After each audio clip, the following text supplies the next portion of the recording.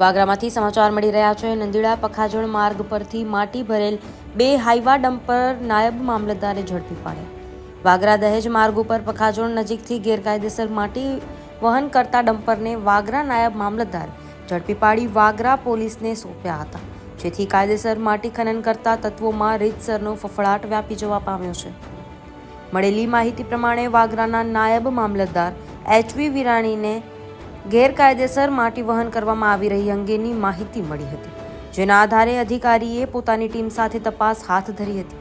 જે દરમિયાન નાંદીડા પખાજણ માર્ગ પરથી માટી ભરેલા 2 હાઈવા ડમ્પર પસાર થઈ રહ્યા હતા। ટીમે ડમ્પરને અટકાવ્યું। ચાલક પાસે જરૂરી આધાર પુરાવા માંગતા તેઓ રજૂ કરી શક્યા ન હતા, જેથી નાયબ મામલતદારે હાઈવા ડમ્પર નંબર GJ16U 6530 નો ચાલક શૈલેષ યાદવ તેમજ અન્ય એક ડમ્પર જેનું રજિસ્ટ્રેશન નંબર GJ16AU 6696 ના ચાલક દાઉદ અંસારી બંને ચાલકની પૂછપરછ દરમિયાન આ ડમ્પર રાજુભાઈ નામના ઈસમના હોવાનું જણાવ્યું હતું।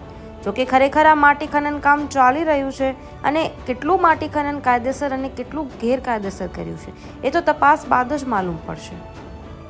પરંતુ હાલ તો નાયબ મામલતદારે બંને હાઈવા ડમ્પરને જપ્ત કરી વાગરા પોલીસને સોંપ્યા હતા। વાગરા પોલીસે બંને વાહનો કબજે લઈ જરૂરી કાર્યવાહી હાથ ધરી હતી। ઉલ્લેખનીય છે કે ચોમાસું પૂરું થતાની સાથે જ ભૂમાફિયાઓ સક્રિય થઈ જતા હોય છે અને બેફામ માટી ખનન કરી સરકારી તિજોરીને મોટું નુકસાન પહોંચાડતા હોય છે। ત્યારે હાલ તો આ કાર્યવાહીને લઈને પંથકના ભૂમાફિયાઓમાં ભારે ફફડાટ ફેલાઈ જવા પામ્યો છે। બ્યુરો રિપોર્ટ નઈમ દિવાન, ન્યૂઝ ટુડે।